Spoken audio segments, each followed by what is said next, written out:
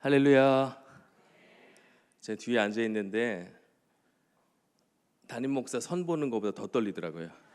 원래 담임 목사 선 볼 때 설교 했을 때 그렇게 많이 안 떨었거든요. 왜냐하면 뭐 떨어뜨리면 딴 데 가지 뭐 이런 뭐 자신감 아닌 자신감이 있었는데, 사실은 저의 사역의 출발점이었고 또 저의 사역의 ABC를 배웠던 곳이었고, 사도 바울에게 안디옥 교회가 있었다면 저에게는 옥인 교회가 있었기 때문에 제게 사역이 기초가 된 교회에 와서 또 얼굴을 이렇게 뵈니 익숙한 분도 계시고 또 세월이 갔지만 어쨌든 그 세월의 흔적 가운데 믿음의 그 또 신앙을 지켜서 금요기도의 자리까지 이렇게 지켜주신 우리 귀한 분들 뵐 때 너무 가슴이 벅차고 또 이렇게 낯선 분도 뵙고 아무튼 너무나 반갑고 너무나 기대가 되고 그러나 또 떨리는 자리이기도 합니다.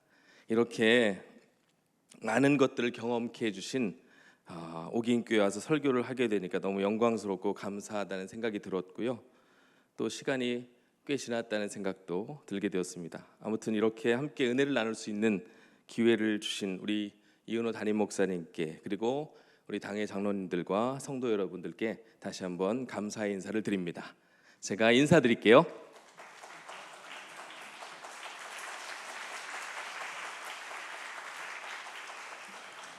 이렇게 해야 마음문이 열린다고 우리 스승 목사님이 항상 말씀하셔서 이렇게 인사를 합니다. 그러면 설교를 좀 못해도 성도들이 은혜 받을 거다 가르쳐 주셔서 배운 대로 하고 있습니다. 제가 이제 옥인교회 저를 아시는 분도 계시고 잘 모르시는 분들도 계실 텐데, 사실은 김영철 목사님이 그때 계실 때 제가 교육전도사라고 뽑혔습니다. 근데 제가 사역 경험이 없었거든요. 저는 학원 강사를 오래 하고 있어가지고 제가 사역 경험이 없었는데 딱 하나의 이유로 뽑혔습니다. 뭐냐면 그때는 새벽에 성가대가 있었거든요. 주일날. 근데 새벽 찬양대가 있는데 지휘할 수 있냐? 할 수 있습니다. 그래서 뽑혔어요. 다른 사람들은 못 한다고 그랬대요. 근데 저만 할 수 있다고. 왜냐하면 뭐 작은 교회에서도 해봤고, 그래서 어느 정도 새벽 찬양대니까 뭐 할머니들 몇 분 계시겠지, 그 정도 생각을 가지고 할 수 있겠다라는 생각으로 대답을 한 겁니다. 그리고 첫날 딱 왔는데 한 40분 계시더라고요, 새벽에. 그래가지고 그때부터 긴장을 해가지고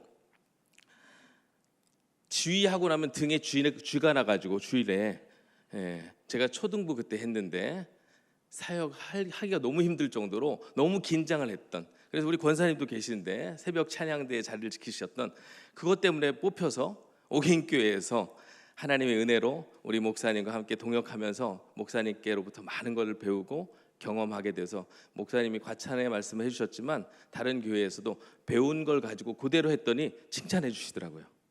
하나님께서 옥인교회를 통해 주신 은혜가 우리 지금 서울중앙교회도 그대로 임하고 있는 줄 믿습니다. 오늘 말씀을 통해 은혜 받길 소망합니다.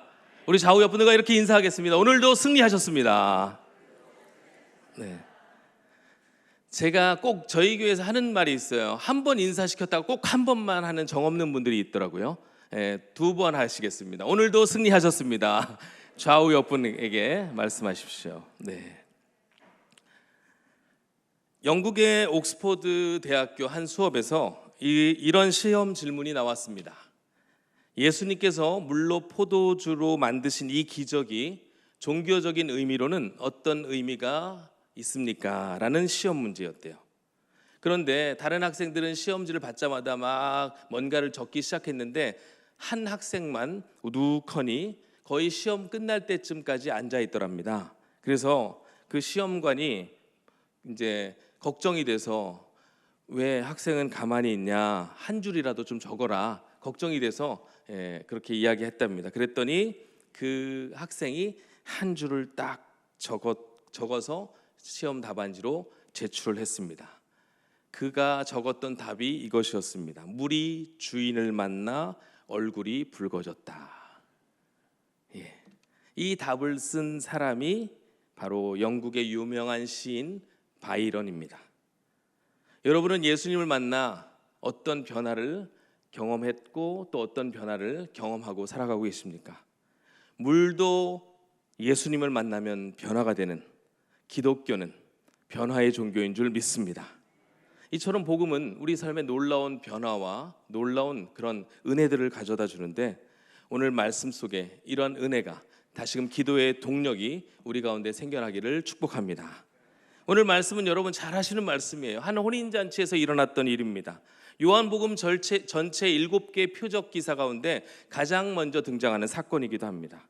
그런데 요한복음에서는 특이하게 기적이라는 말보다는 표적이라는 말로 쓰고 있어요. 그 차이가 무엇일까요? 기적은 그냥 어떤 놀라운 능력이 나타나는 것을 보여주는 단어라면, 표적은 그 놀라운 기적의 배후에는 매우 중요한 어떤 영적인 의미가 있다는 것을 가르쳐 주기 위한 표현이라고 합니다. 그러니까 요한복음에서는 그냥 눈으로 보여지는 어떤 기적이 그리 중요한 것이 아니고, 그 기적을 믿음의 눈으로 바라볼 때 거기에 하나님의 놀라운 뜻과 의도를 알게 된다라는 것이 요한복음의 저자의 의도였다는 거예요.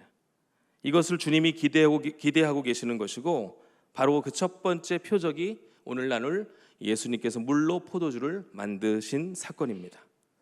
그 옛날 예수님 당시에는 먹고 살기가 매우 힘들었을 것입니다. 그런 상황에서 혼인잔치는 그야말로 마음껏 마시고 먹을 수 있는 유일한 기회였습니다. 당시 유대인들은 혼인잔치를 약 일주일 동안 벌였다고 하는데요, 이 혼인 예식을 단순한 신랑 신부 한 가정과 가문의 예식으로 끝내지 않고, 그 혼인 예식이 벌어질 때쯤이면 마을 전체가 아주 중요한 행사로 여겼을 만큼 소위 말하는 마을의 체면이 걸렸던 행사였다고 합니다. 그래서 결혼식을 준비할 때면 마을에서 가장 경험이 있고 가장 연륜이 있는 사람을 연회장이라고 하죠. 마스터로 딱 세워서 그 사람에게 모든 것들을 주관하게 했답니다. 그래서 음식도 준비하게 하고 여러 가지 많은 제반상을 준비하게 했대요. 주인은 아니지만 잔치를 주관했던 사람이었던 것이죠. 그 사람이 이제 여러 가지 것들을 준비를 했습니다. 그런데 오늘 그 잔치집에 문제가 생긴 거예요. 바로 음식이 모자라게 된 겁니다. 우리 동양의 문화를 체면 문화라고 한다면, 근동 사람들, 그러니까 우리가 소위 말하는 중동권의 문화는 수치 문화라고 합니다. 지금도 가끔 기사들이 나오는 게, 가문의 명예를 더럽히면 명예살인 뭐 이런 것을 저질렀다는 뉴스가 가끔 보도가 되는 게, 그들은 수치를 대단히 힘들게 받아들이는 거예요. 그러니까 가문에 문제가 생기면 살인을 할 만큼의 그것들을 수치라고 생각을 하는 거예요. 포도주가 잔치집에 떨어졌다? 굉장한 수치였습니다. 신랑 신부에게도 수치고 그 가문에도 수치고 마을 전체의 수치가 되는 거예요. 그러자 이 마을, 그 잔치를 준비했던 사람들 사이에서 술렁임이 시작됩니다. 이런 급박한 상황에서 예수님의 어머니이신 마리아가 그 사실을 알게 된 거예요. 그리고 곧바로 예수님께 그 사실을 이렇게 이야기합니다. 3절 말씀입니다. 포도주가 떨어진지라 예수의 어머니가 예수에게 이르되 저들에게 포도주가 없다 하니.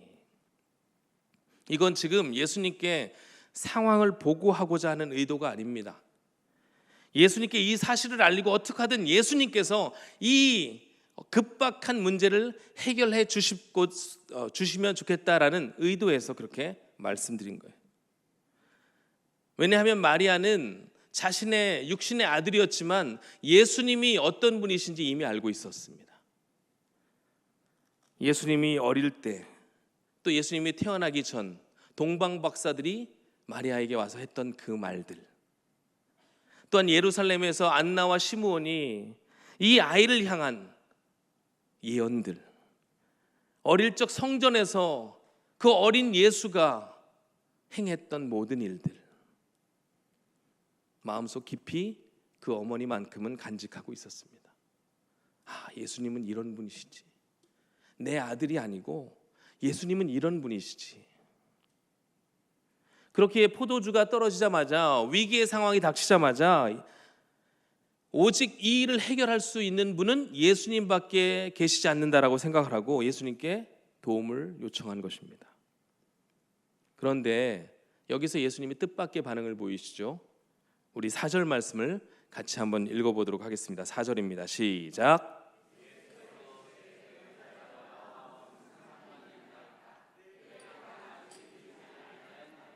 네. 예수께서 뭐라고 하시는 거예요? 첫 번째 단어가 여자요. 예. 이 한글 성경만 보면 너무 무례한 것 아닌가. 예수님이 아무리 예수님이라도 어머니한테 이렇게 여자요, 너무 막말 아닌가. 그런데 이게 헬라 어법상에는 여자여라는 이 단어는 그렇게 무례한 표현은 아니라고 합니다. 요한복음에서 여자여라는 표현이 여성에 대한 호칭들 중에 하나로 사용이 되는데, 심지어 예수님이 한 번 더 나중에 사용하세요. 돌아가시기 직전에 십자가에 달리셨을 때 여자여 보소서 아들이니이다. 그러니까 이 여자여라는 말을 써도 그리 이상한 상황은 아니지만, 그래도 자기의 친어머니에게 이런 표현을 쓰지는 않습니다. 그러니까 소위 말하는 부인, 이런 표현이거든요. 어머니가, 저희 어머니가 갑자기 아들 이거 이런데 어떡하지? 그런데 제가 갑자기 부인 왜 그러시죠? 이렇게 나오면 저희 어머니가 마음속에 담아두셨다가 나중에 아들 그때 왜 그랬을까? 이렇게 이제 사시는 어색한 상황인 거예요. 거리를 두신 거예요. 거리를 두신 거예요. 그러면 왜 예수님께서 자신의 친어머니의 부탁에도 불구하고 거리를 두신 것일까? 두 가지 이유에서였습니다. 하나는 이 일이 예수님께서 하시는 일과 직접 상관이 없다는 것을 말씀하시는 것이었고, 다른 하나는 아직 주님의 때가 이르지 않았다는 것을 또한 말씀하시는 것이었습니다. 주님은 어떤 일을 하시기 전에 항상 염두에 두신 게 있었습니다. 저와 여러분이 항상 그것을 염두에 두셨으면 좋겠습니다. 무엇을 염두에 두시냐면 하나님의 때예요. 주님은 항상 모든 일에 하나님의 때를 염두에 두셨습니다. 이 일이 과연 하나님의 때에 맞는 일인가? 이 일이 과연 하나님의 일하심과 같은 방향인가? 우리 옥인교회는 항상 하나님의 때를 인식하고 주의 사역들을 이루어가는 복된 교회인 줄 믿습니다. 그래서 예수님은 단 한 번도 사람들에게 주목을 받고자, 또 어떤 사람들에게 자신의 능력을 행하고자 그 일을 행하신 적이 없습니다. 항상 하나님의 때에 맞춰서 하나님께서 허락하신 일들을 행하시는 거예요. 오늘 여기에서 주님께서 행하셨던 대단한 일들을 복잡하게 설명하고 싶지 않습니다. 중요한 것은 사실상 이 일은 예수님 자신과는 상관없다는 점잖은 거절의 표현이었어요. 여러분, 만약에 누군가에게 여러분이 뭘 부탁을 합니다. 집사님, 권사님, 장로님, 좀 이 일 좀 어떻게 안 되겠습니까? 직접적으로 부탁하긴 그러니까 좀 이 일 좀 이렇게 하고 이제 뒷마무리를 흐리죠. 그런데 갑자기 그렇습니까? 근데 그게 나와 무슨 상관이죠? 이렇게 나오면 이제 그분 안 보는 거예요. 그분 보기가 꺼려지는 거예요. 어색한 거예요. 그러면 그 다음에 얘기를 민망해서 꺼낼 수가 없습니다.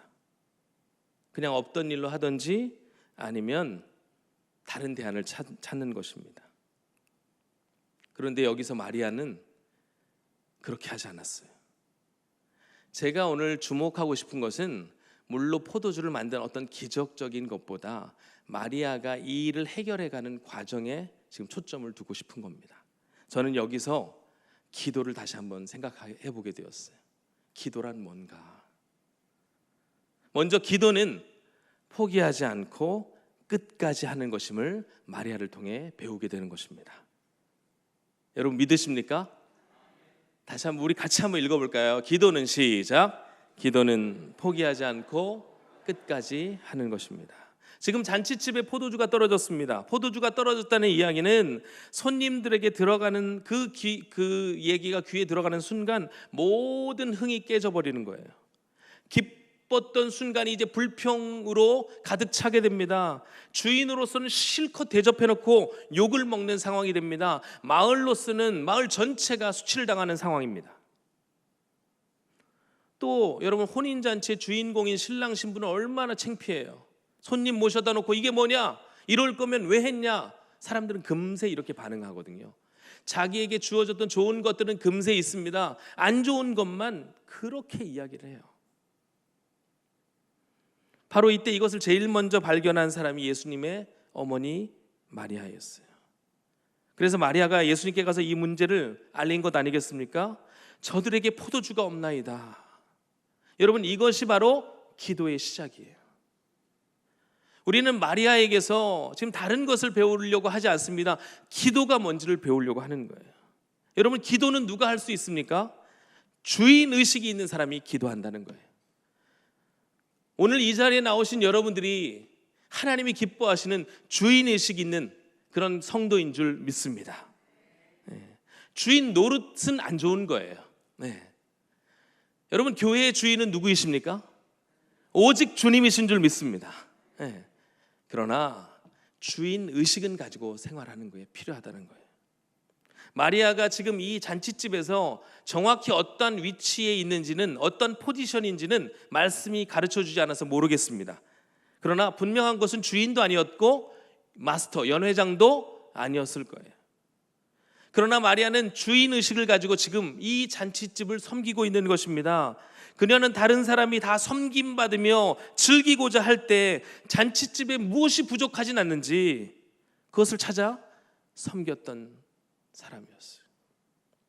이렇게 주인의식을 가지고 모든 것을 바라보니까 금세 포도주가 떨어졌다는 사실, 이 잔치집에 지금 문제가 생겼다는 사실을 마리아가 제일 먼저 캐치할 수가 있었어요.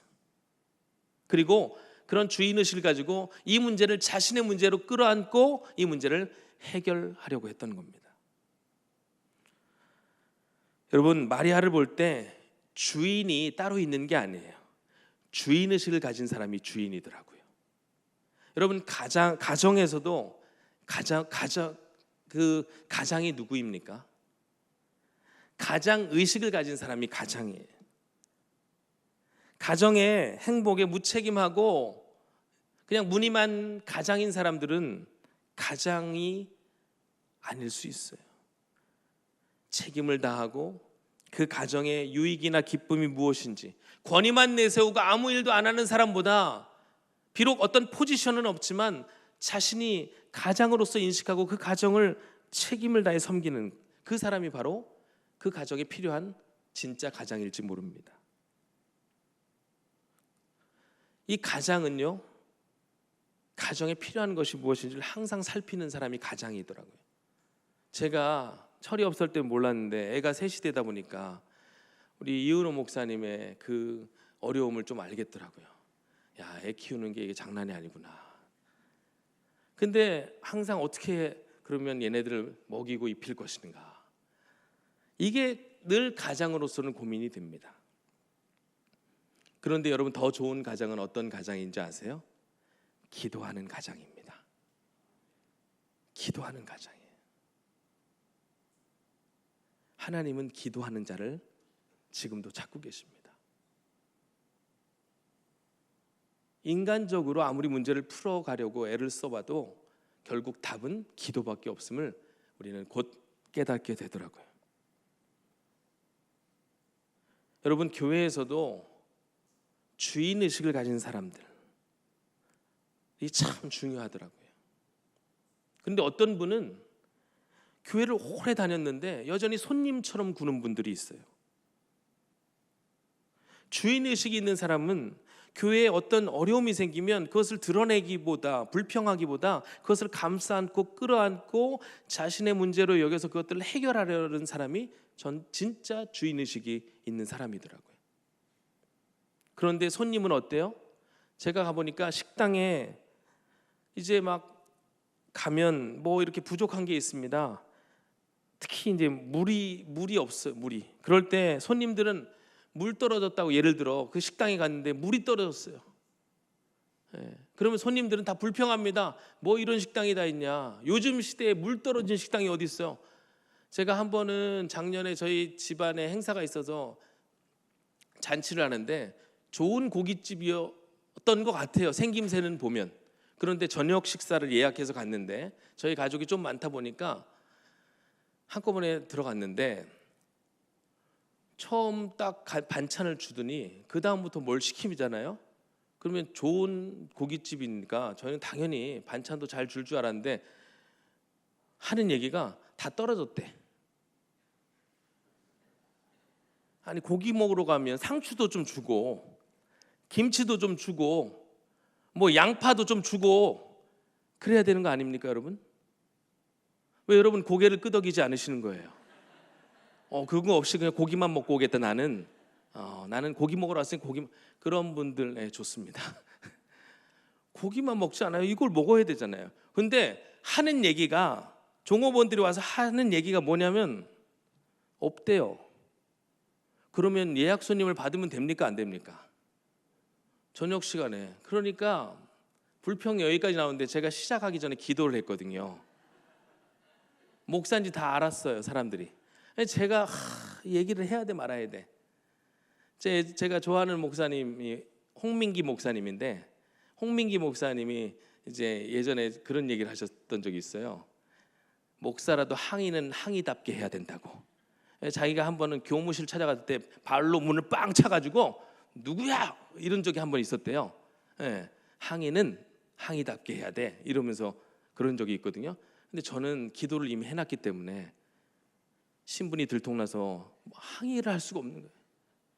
근데 제 앞에 마침 저희 매제가 앉아서 항의를 계속 해줘가지고 그나마 몇 개 조금 더 얻어먹고 나왔는데 그리고 나서 다시는 이 식당에 안 온다. 그런데 종업원들 어쩔 줄 모르는데 결국 움직이는 사람, 그래도 뭐라도 갖다 주려고 하는 종업원이 한 분 계셨어요. 저는 주인인 줄 알았거든요. 근데 종업원이셨어요. 주인과 그 종업원 한 분만 딱 눈에 띄더라고요. 나머지는 없으면 어떡하라고. 종업원들도 그래요. 없는데 어떡하라고. 내가 옆집 가서 구해다 주랴? 이런 태도에 더 화가 나는 거예요. 근데 이미 기도했잖아요 제가. 그래서 더 이상 말은 하지 않았습니다. 여러분, 참 일꾼들은 불평하기보다 주인의식을 가지고 섬기는 자들입니다. 교회에 진짜 필요한 일꾼이 누구입니까? 주인의식이 있는 사람이에요. 주인은 우리 주님이시지만 그 주님과 함께 동역하는 기쁨을 누리기 위해 우리 모두가 주인 노릇이 아닌 주인 의식을 가지고 주님의 몸된 교회를 섬겨나갈 수 있는 우리 모든 성도들 되기를 주님의 이름으로 축복합니다. 이 시대의 문제가 뭡니까? 다 주인 노릇은 하고 싶은데 주인 의식은 없는 게 이 시대의 또 문제예요.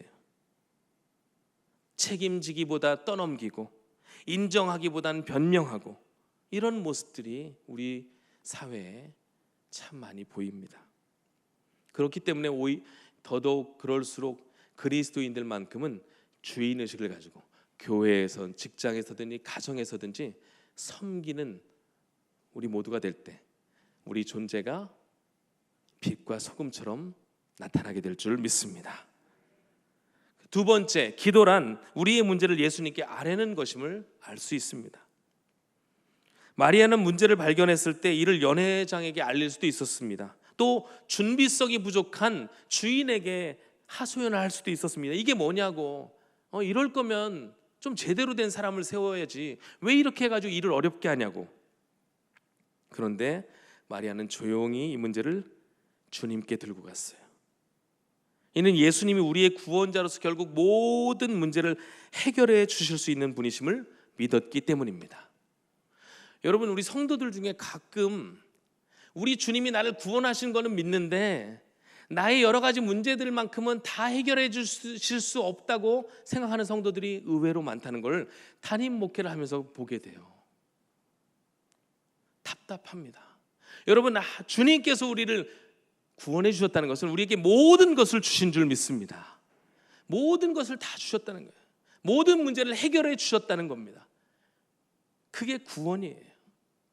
그런데 그 큰 선물을 받아놓고 작은 거 하나 그것 때문에 갈등하고 염려하고 그것 때문에 낙심하고 시험 들고 삐지고.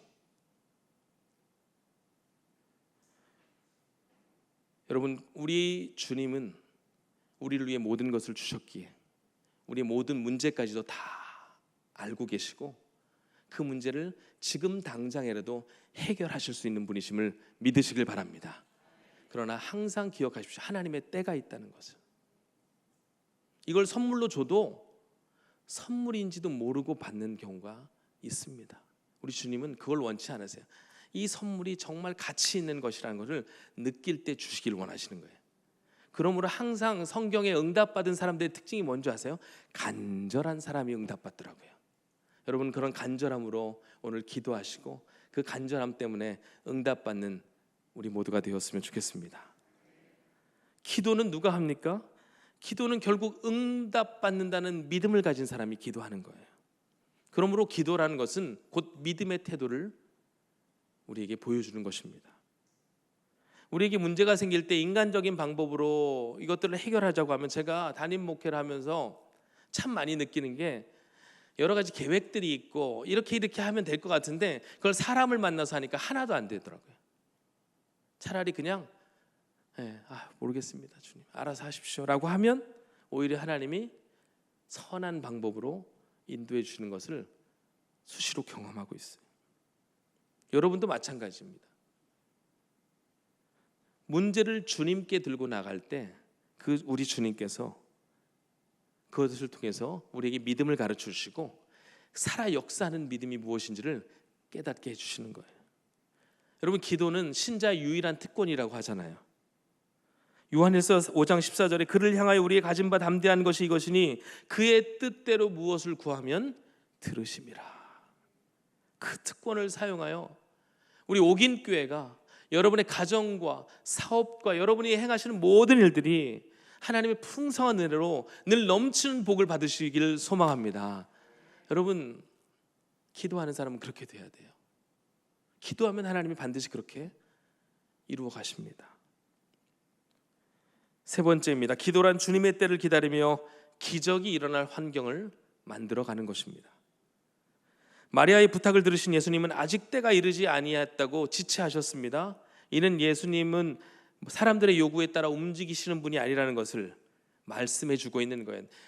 사람들이 요청했다고 막 움직이시고 막 그렇게 행동하시는 분이 아니고 예수님은 철저히 하나님의 뜻에 따라 움직이시는 것을 보여주시는 거예요. 아무리 모친이 부탁한다 할지라도 그렇게 하신다는 거예요.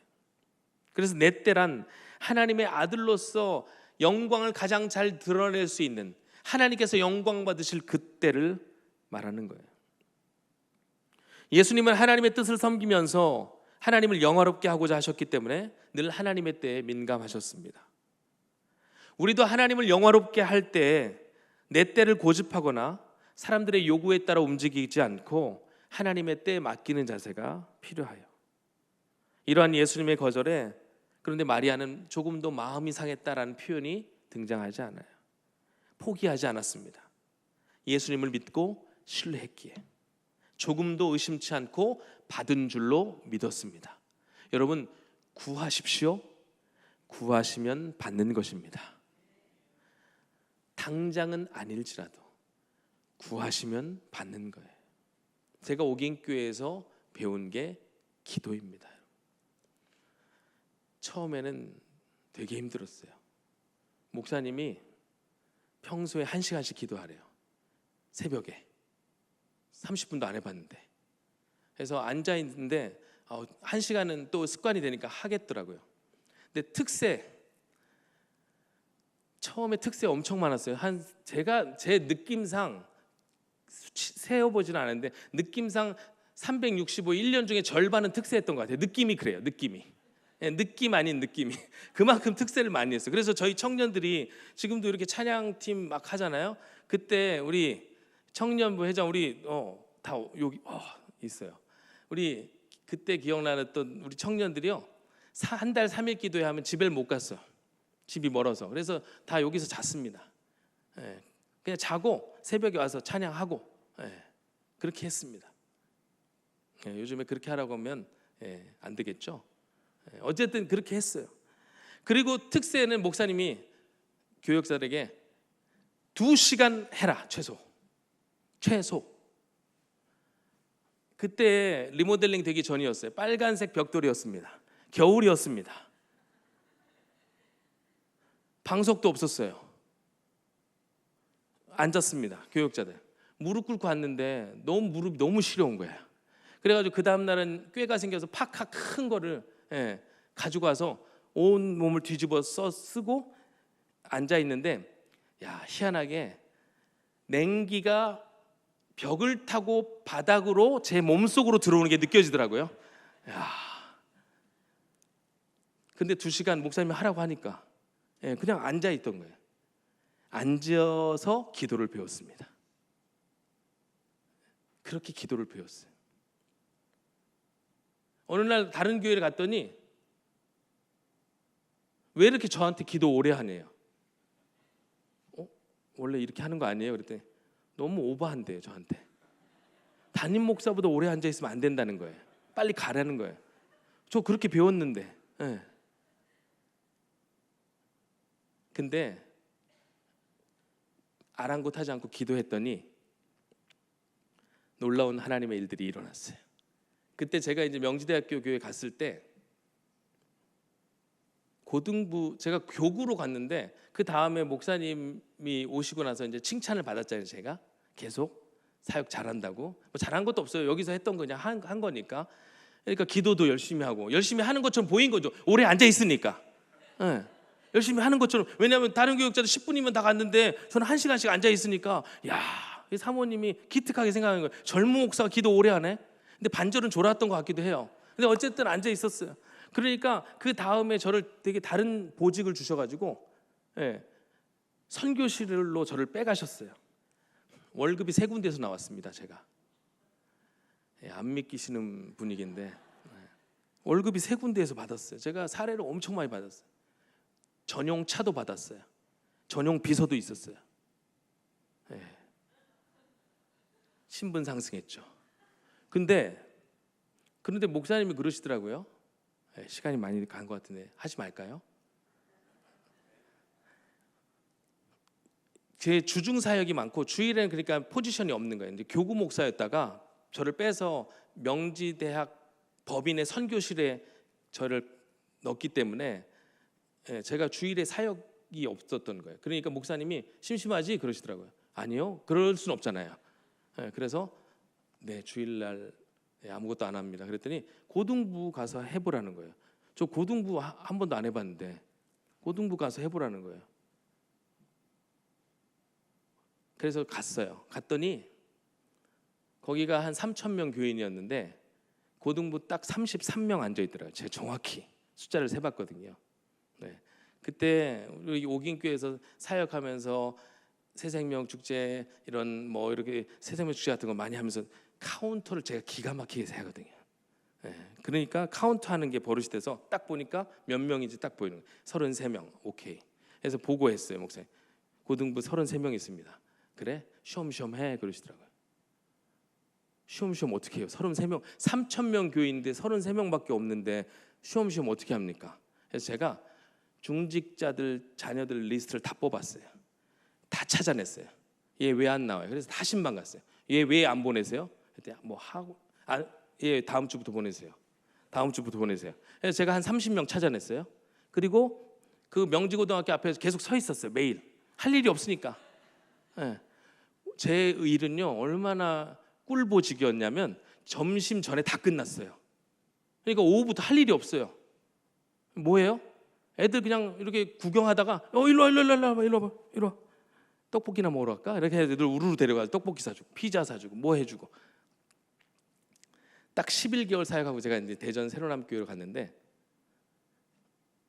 마지막 날 출석이 125명이 된 거예요. 하나님이 그런 은혜를 주시더라고요. 기도도 잘 하지도 못했는데 흉내라도 내니까 하나님이 은혜를 주시는 거예요. 오긴교회에서도 여러분 청년부에 많은 부흥이 있었습니다. 제가 여기서 제 얘기하면 좀 그러니까 좀 틀릴 수도 있잖아요. 수치상 저기 현장에 증인들이 있기 때문에 정확히 말은 못하겠지만 어쨌든 오긴교회 청년부 에스라 청년부 맡아서 많이 분위기도 바꾸고 해서 숫자도 많이 늘고 목사님이 하라고 하는 대로 가서 신방 다 했더니 다 나오더라고요. 없는 잘 안 나오던 청년들 가서 찾아내고 리더 세우고 훈련하고 즐겁고 재미있게 그렇게 한 데에는 하나님이 기도의 은혜를 주신 것 때문에 가능했다고 저는 생각합니다. 여러분, 기도는 다른 게 아니에요. 예수님이 일하실 수 있는 환경을 만들어 드리는 거예요. 내가 하는 게 아니고 주님이 하시도록. 할렐루야. 그게 기적의 시작입니다. 5절을 보시면 마리아는 하인들에게 예수님이 무슨 말씀을 하시든지 그대로 하도록 마음의 준비를 시키셨습니다. 여기서 우리는 믿음의 기도가 어떤 것인지를 또 한 번 우리에게 가르쳐주고 있어요. 믿음의 기도란 그럼에도 불구하고 계속해서 주님을 바라보라는 것입니다. 믿음은 조건을 다는 게 아니에요. 믿음은 무엇을 명하시든지 그대로 하라고 하는 것입니다. 주님께서 하인들에게 항아리에 물을 채우라는 그 말씀을 하자 하인들이요 그대로 순종합니다. 여기서 잘 생각해 보아야 할 게 있어요. 주님께서 명하신 것은 엄청나게 대단한 일이 아니었습니다. 사소한 주문이었어요. 늘 했던 일, 정결예를 위해서 항아리에 물을 채워넣는 아주 사소한 일들이었습니다. 어쩌면 하인들은 주님이 명령하실 때 대단한 명령을 하실 수도 있겠다는 기대를 했을 수도 있습니다. 그러나 주님은 너무나 일상적이고 너무나 평범한 명령을 하인들에게 하셨어요. 여러분, 우리가 때론 주님을 위해서 엄청난 일을 하겠다고 생각하지만 사실 우리 주님은 그걸 기대하시는 게 아니더라고요. 그저 매일매일 삶의 자리에서 아주 사소해 보이는 일에, 그 작은 일에 충성할 때 하나님은 더 큰 일도 맡기신다는 거예요. 이런 사소한 일조차 주님 뜻대로 하지 아니하고 내 뜻대로 하는 사람은 그 엄청난 일을 할 기회를 주님께서 허락하지 않으십니다. 작고 사소한 일에서부터 하나님의 은혜를 경험하고 그 은혜에 감사하는 사람을 위해 하나님은 더 큰 일을 예비해 가시는 거예요. 그러므로 작은 것에서부터 충성하는 우리 모두가 되기를 소망합니다. 중요한 것은 이제 믿음의 기도 후에 반드시 순종이 있어야 한다는 것입니다.